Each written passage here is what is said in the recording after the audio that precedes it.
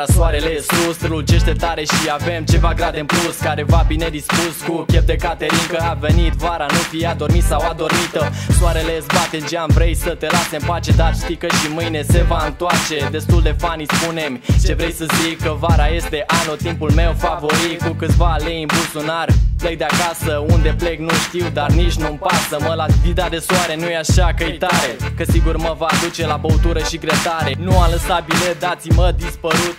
Cu venirea verii simt un nou început. Se anunță o zi cu temperaturi ridicate și multă bere să ne răcorim, frate.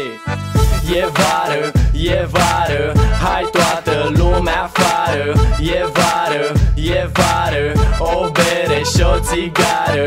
E vară, e vară, nu vreau să stau în casă. E vară, e vară, gretare și terasă.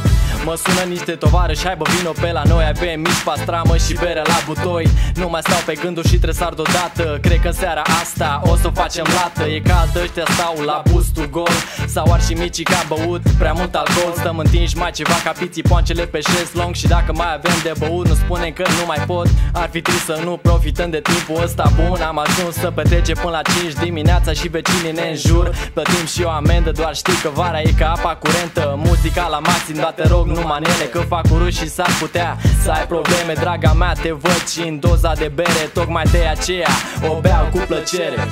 E vară, e vară, hai toată lumea afară.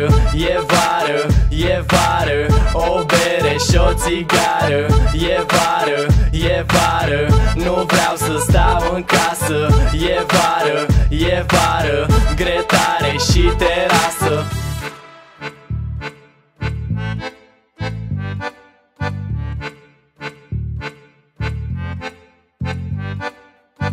E vară, e vară, hai toată lumea afară. E vară, e vară, o bere și o țigară. E vară, e vară, nu vreau să stau în casă. E vară, e vară, gretare și terasă.